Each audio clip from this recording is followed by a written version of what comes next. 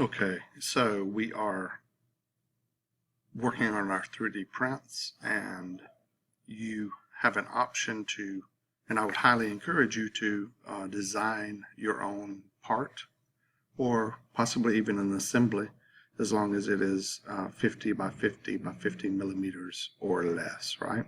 So all of your print needs to fit within those size constraints.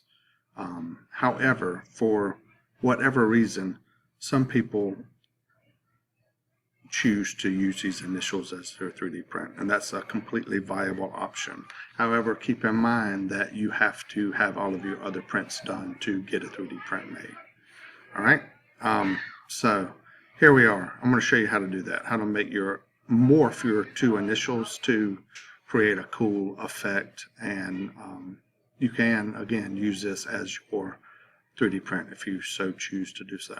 All right, so I've created a 50 by 50 by 50 50 by 50 by 50 millimeter cube here, and I didn't go through that on the video. You should know how to do that at this point. If not, go back to the basics video, and that'll show you how to extrude an object. But here we are.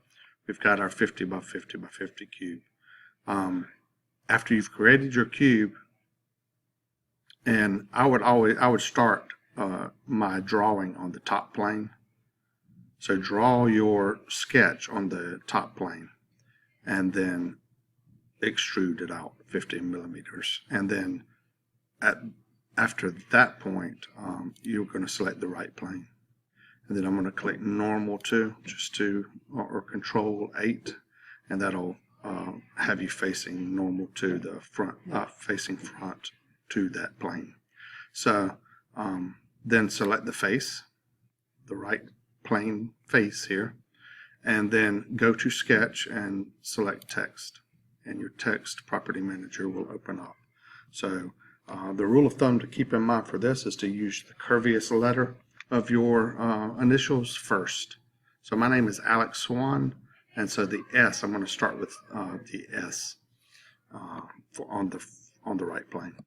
So I'm going to type S here. You can see it show up there. I'm going to uncheck Use Document Font and select the font. And that's going to allow me to change my font, which I want to choose Impact. So choose Impact. That's a good sans serif font. So just to make things simple, just use that font. And I'm going to just choose bold because it just looks a little bit bolder and better. And for the size, enter in 47 and say OK. So here is our text now. So if we click anywhere, do not click on the line. I repeat, do not click on these lines because they will snap to those lines. But if you click anywhere else, it will move your letter accordingly. So let's just click around until you have it clearly inside of the cube.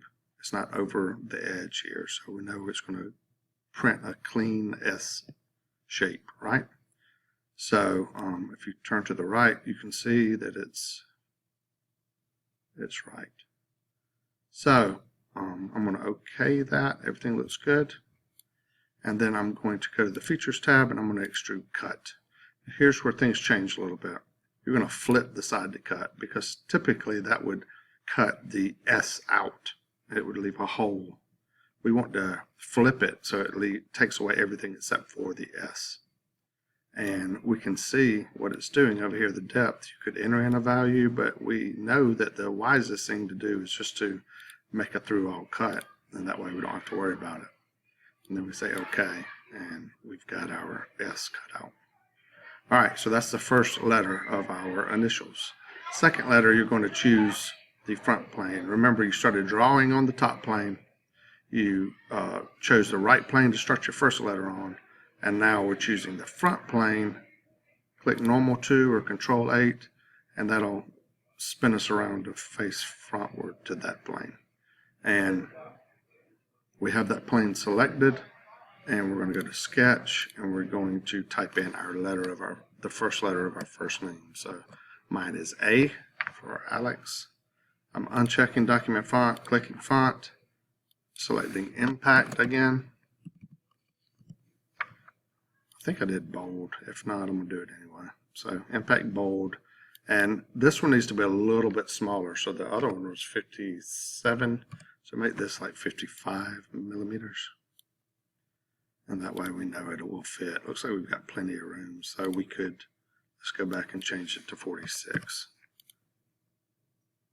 Yeah, we got plenty of room. You could possibly even make it bigger. Just, that's your call.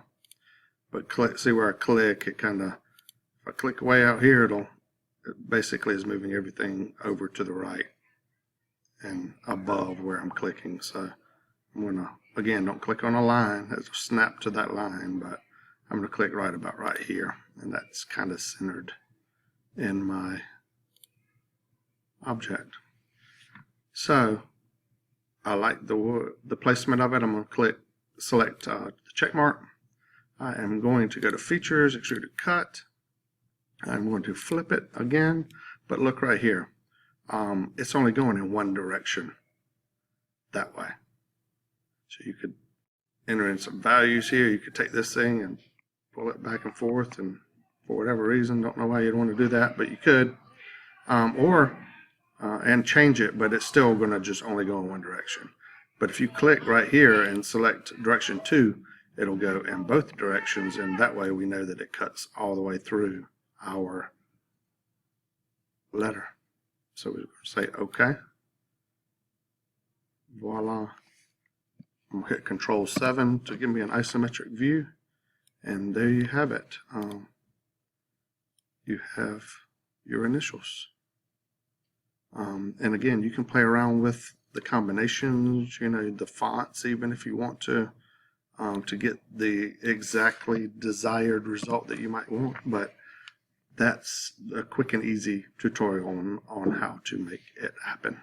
So do that and turn that in and name it 3D _ your first name dot last name in the stew drive.